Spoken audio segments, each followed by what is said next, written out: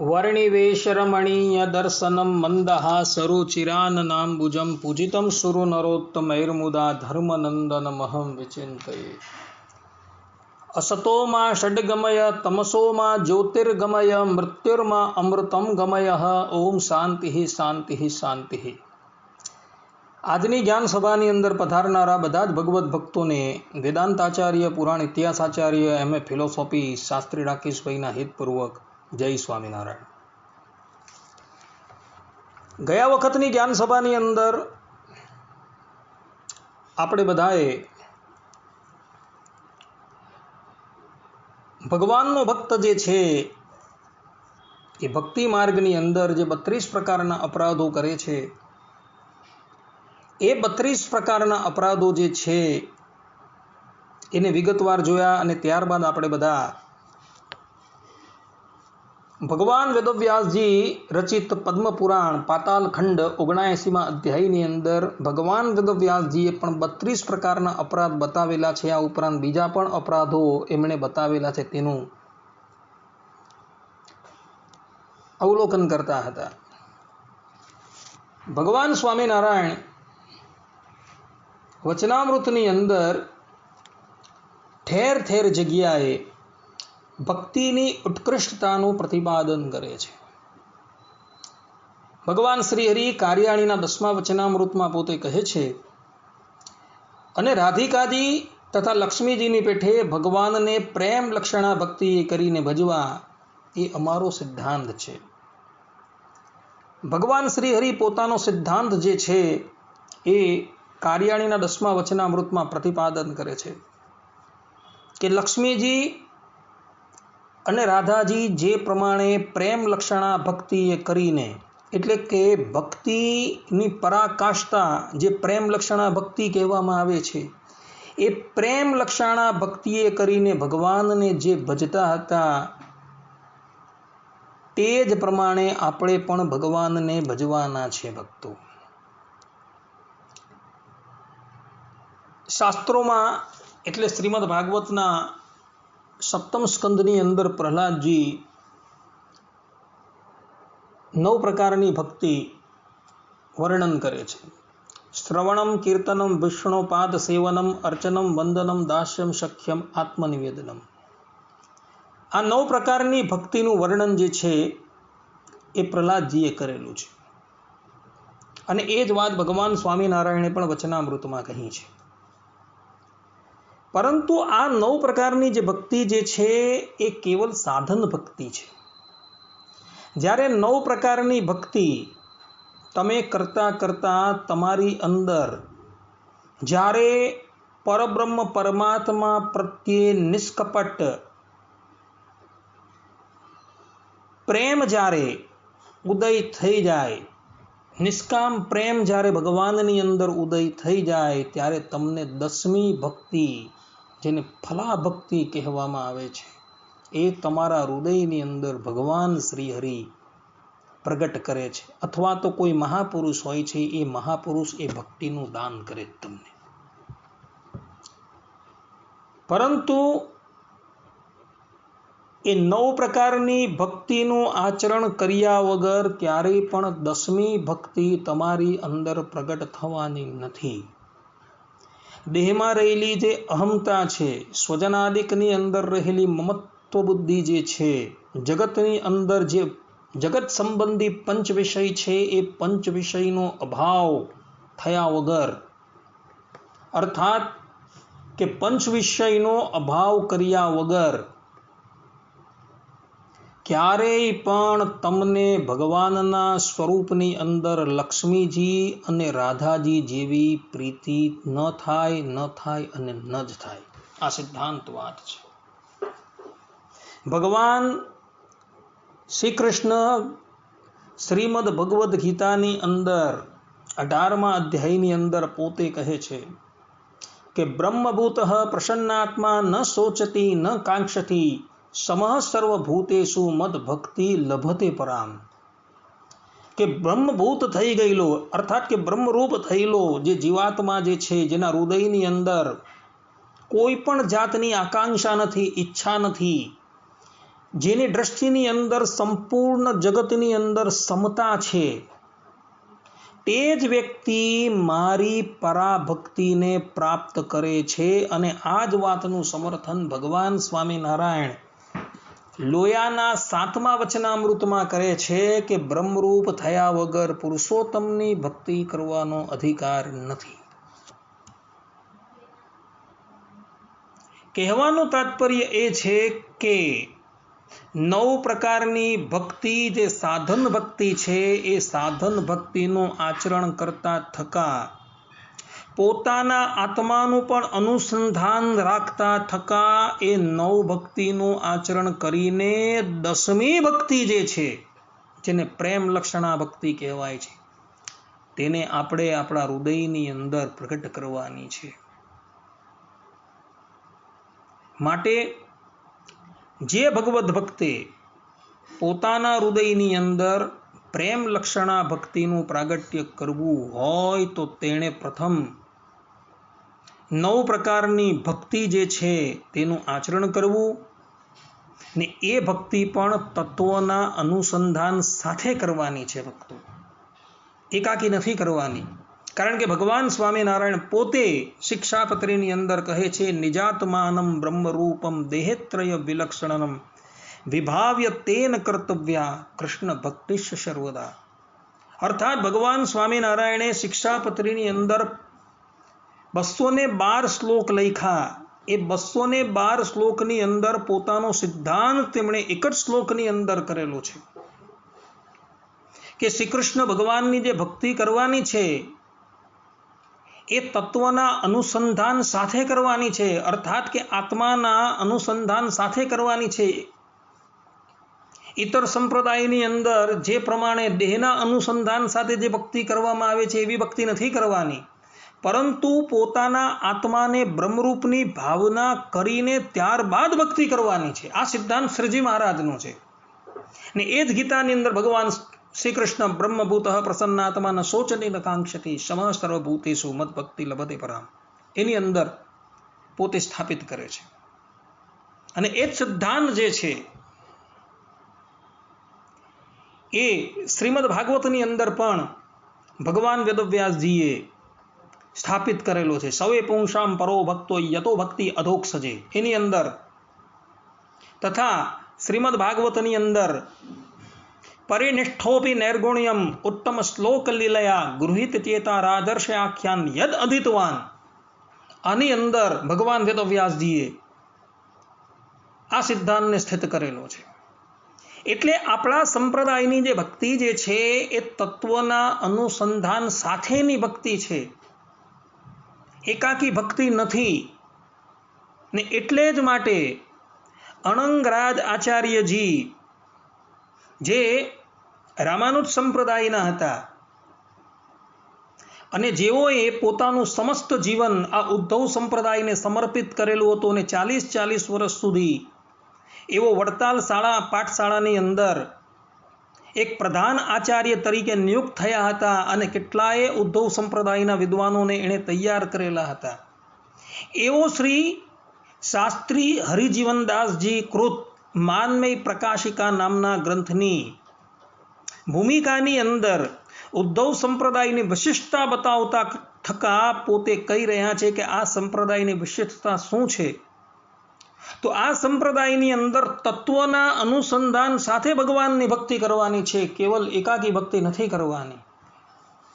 ને એ ભગવાન સ્વામિનારાયણનો મત છે, ભગવાન શ્રી કૃષ્ણનો પણ આ જ મત છે, અને ભગવાન વેદવ્યાસજીનો પણ આ જ મત છે. એટલે 9 પ્રકારની ભક્તિ જે છે એ તત્વના અનુસંધાન સાથે તમે જ્યારે કરો ત્યારે તમારી અંદર 10મી ભક્તિ જે છે એ ફલીભૂત થાય છે. અને ચૈતન્ય મહાપ્રભુજી પોતાના સંપ્રદાયની અંદર પોતાનો સિદ્ધાંત બતાવતા કહે છે કે 4 પ્રકારના પુરુષાર્થો જે છે, ધર્મ, અર્થ, કામ અને મોક્ષ, એ તો છે જ, પરંતુ 5મો પુરુષાર્થ જે છે એ ભગવાનને વિશે પ્રેમ પ્રાપ્ત કરવો, આ 5મો પુરુષાર્થ છે, જે મહાપુરુષાર્થ છે.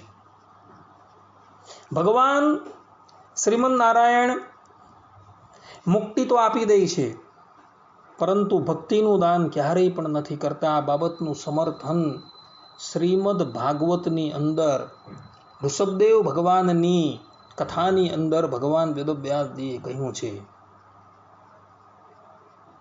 કે ભગવાન મુક્તિ તો આપી દે છે, પરંતુ ભક્તિ ક્યારેય પણ આપતા નથી. મુક્તિ દદાતી કરહી ચિત ન ભક્તિ યોગમ. શ્રીમદ ભાગવતના 5મ સ્કંદની અંદર આ વાત આવે છે. માટે એવી જો ભક્તિ એટલે કે પ્રેમ લક્ષણા ભક્તિ તમારે જોઈતી હોય તો તમારે શાસ્ત્રોની અંદર જે પ્રમાણે આચાર વિચાર બતાવેલા છે, ધર્મ જ્ઞાન વૈરાગ્ય યુક્ત ભગવાનની ભક્તિ કરવાની છે, તો તમારી અંદર 10મી ભક્તિ જે છે એ ફલીભૂત થશે. જે પ્રમાણે લક્ષ્મીજી અને રાધાજીની અંદર એ ભક્તિ જે છે તે જોવા મળે છે. રાધાજી અને લક્ષ્મીજીની અંદર એ ભક્તિ સ્વતઃ છે, એણે પ્રાપ્ત નથી કરી, પરંતુ એ સ્વતઃ ભક્તિ રહેલી છે. પરંતુ આપણે એવી ભક્તિ જે છે એ આપણી અંદર ફલીભૂત કરવાની છે. તો એવી ભક્તિ ફલીભૂત થાય એને માટે આપણે ધર્મ જ્ઞાન વૈરાગ્ય યુક્ત ભગવાનની ભક્તિ કરવાની છે. અને શાસ્ત્રોની અંદર જે પ્રમાણેની મર્યાદાઓ મોટા પુરુષોએ બાંધેલી છે, એ મર્યાદાઓનું તમારે અક્ષરે અક્ષર પાલન કરવાનું છે. ભક્તો, ભગવાનના ભક્તને ભક્તિ માર્ગની અંદર જે વિઘ્ન કરનારા જે છે એ 32 પ્રકારના અપરાધો છે. ભક્તો, જે અપરાધોની આપણે વિગતવાર ચર્ચા કરી ગયા છે. ભગવાન વેદવ્યાસજીએ પદ્મપુરાણના પાતાલ ખંડની અંદર 79મા અધ્યાયની અંદર 32 ઉપરાંત બીજા પણ ભક્તિ માર્ગની અંદર અપરાધો બતાવેલા છે. જેમ કે ભગવાન વેદવ્યાસજી પાતાલ ખંડના 79મા અધ્યાયના 22મા શ્લોકની અંદર પોતે કહે છે, શયનમ ભક્ષણમ ચાપી મિથ્યા ભાષણમેવ ચ. અર્થાત કે ભગવાનની સામે ક્યારેય પણ સૂવું ન જોઈએ અને મિથ્યા ભાષણ ક્યારેય પણ કરવું ન જોઈએ. આવું ભગવાન વેદવ્યાસજી કહે છે. મિથ્યા ભાષણની ચર્ચા તો આપણે અગાડી 32 અપરાધોની અંદર કરી આવેલા છે, પરંતુ અહીં એક અપરાધ બીજો જોવા મળે કે ભગવાનની સામું ક્યારેય પણ સૂવું નહીં. પરબ્રહ્મ પરમાત્મા શ્રીમન નારાયણ જે સ્થાનની અંદર બિરાજમાન હોય તે સ્થાનની અંદર ક્યારેય પણ શયન ન કરવું એ મર્યાદાનું ઉલ્લંઘન છે. ભગવાન સ્વામિનારાયણ વચનામૃતની અંદર કહે છે કે જે ભગવદ ભક્ત ભગવાનની મર્યાદાનું ઉલ્લંઘન કરે છે એ ભક્તને ભગવાનનો નિશ્ચય નથી. પ્રથમના વચનામૃતની અંદર ભગવાને કહ્યું છે. માટે તમે જો ખરેખર ભગવાન શ્રી હરિના આશ્રિત હોવ તો તમારે ક્યારેય પણ ભગવાનની મર્યાદાનું ઉલ્લંઘન ન કરવું. અર્થાત કે ઠાકોરજી જે સ્થાનની અંદર બિરાજમાન છે ત્યાં પરબ્રહ્મ પરમાત્મા સાક્ષાત જ અર્ચા સ્વરૂપ ધારણ કરીને બિરાજમાન છે એવી ભાવનાથી એમના દર્શન કરવા અને શાસ્ત્રોની અંદર જે પ્રમાણેની મર્યાદા મોટા પુરુષોએ સ્થિત કરેલી છે, પરમાત્માએ સ્થિત કરેલી છે, એ મર્યાદાનું ઉલ્લંઘન કરવું નહીં. જો એ મર્યાદાનું તમે ઉલ્લંઘન કરો તો તમને ભગવાનનો નિશ્ચય જ નથી. કેમ? કારણ કે તમે તમારી સન્મુખ ભગવાનને જોતા જ નથી. તમે કેવલ ને કેવલ નિજ મંદિરની અંદર પૂતળા બેઠેલા છે એમ જ જુઓ છો. અને આ પ્રમાણે જોતા હોવાથી તમે ભગવાનની મર્યાદાનું ઉલ્લંઘન કરો છો. માટે જે પણ કોઈ ભગવાનના ભક્તો છે એ તો એવું જ સમજે છે કે ભગવાન અપરોક્ષ રૂપે મંદિરની અંદર આપણું કલ્યાણ કરવા માટે સાક્ષાત અર્ચા વિગ્રહથી બિરાજમાન છે. માટે એવો જે સ્થાનની અંદર બિરાજમાન હોય ત્યાં પરિપૂર્ણ રૂપે મર્યાદાનું પાલન કરવું જોઈએ, એ આપણો ધર્મ છે. અને આ પ્રમાણે વિચારી પોતે મર્યાદા પાડતા હોય છે અને બીજા કોઈક વ્યક્તિઓ એ મર્યાદાનું ઉલ્લંઘન કરતા હોય તો તરત એને ટોકતા હોય છે. માટે ભગવાનના મંદિરની અંદર ભગવાનની મર્યાદા અવશ્ય રાખવી, તો જ ભગવાન શ્રી હરિ તમારી ઉપર પ્રસન્ન થશે, અન્યથા ભગવાનનો કુરાજીપો થશે તમારી ઉપર. ભગવાન વેદવ્યાસજી અગાડી પોતે બીજા એક અપરાધની ચર્ચા કરતા કહે છે કે ભગવાનની સન્મુખ પરસ્પર વાતચીત ક્યારેય પણ ન કરવી. પરબ્રહ્મ પરમાત્મા શ્રીમન નારાયણ જે સ્થાનની અંદર બિરાજમાન હોય ત્યાં અંદરો અંદર વાત ન કરવી. કારણ કે આપણે અંદરો અંદર વાત કરીએ તો બીજા જે ભગવત ભક્તો ભગવાનના દર્શન કરતા હોય, જે ભક્તો એકાગ્ર મનથી ભગવાનના દર્શન કરતા હોય, તેઓ તમારી વાત સાંભળીને કદાચ એ જગત સંબંધી વાત હોય તો એ જગત સંબંધી વાત સાંભળીને દુઃખી થાય અને એમને ભગવાનના દર્શનની અંદર વિઘ્ન પડે. એનું મન જે છે એ ભગવાનના દર્શન કરતા થકા તમારી વાતોની અંદર ચાલ્યું જાય. કારણ કે બધા જ ભક્તો જે છે એ સિદ્ધ કક્ષાના નથી હોતા, કોઈ સાધન કક્ષાના પણ હોય છે. અને સાધન કક્ષાના ભક્તો હોય અને એ એકાગ્ર મનથી ભગવત દર્શન કરતા હોય અને એના કાનની અંદર તમારી વાતો આવે તો એનું મન જે છે એ તમારી તરફ ચાલ્યું જાય. કારણ કે શ્રવણ ઇન્દ્રિયનો સ્વભાવ જે છે કે શબ્દો જે છે તેનું ગ્રહણ કરવું. તો એવા વ્યક્તિને ભગવત દર્શન કરતા થકા દર્શનમાં વિઘ્ન પડે, એટલે માટે શાસ્ત્રકારોએ કહ્યું છે કે ભગવાન જે સ્થાન પર બિરાજમાન હોય ત્યાં પરસ્પર વાતચીત ન કરવી. કદાચ ભગવાન સંબંધી વાત કરવી પડે તો એકદમ શાંત સ્વરે ધીરેથી એકબીજાને સંભળાય એટલી જ ભગવાન સંબંધી વાત કરવી. વિષય સંબંધી તો વાત જ ન કરવી, એ તો શાસ્ત્રો ના જ પાડે છે. પરંતુ ભગવાન સંબંધી પણ જો કઈ વાત કરવી હોય તો એ અતિશય શાંત ભાવે અને ધીરેથી કરવી જોઈએ. પરંતુ બીજાને સંભળાય એવી રીતના તો ક્યારેય પણ ન કરવી જોઈએ. કહેવાનું તાત્પર્ય એ કે ભગવાન જે સ્થાનની અંદર બિરાજમાન હોય છે એ સ્થાનની અંદર ભગવાન જે છે એ પ્રગટ પ્રમાણ બિરાજમાન હોય છે. તો એ સ્થાનની મર્યાદા આપણે જાળવવી જોઈએ, એ આપણો સિદ્ધાંત વાત છે. કેટલાક ભગવત ભક્તો જે છે એ હાલની અંદર મોબાઈલની સુવિધા આવવાથી ભગવાન સન્મુખ પણ મોટેથી વાતો કરતા જોવા મળે છે.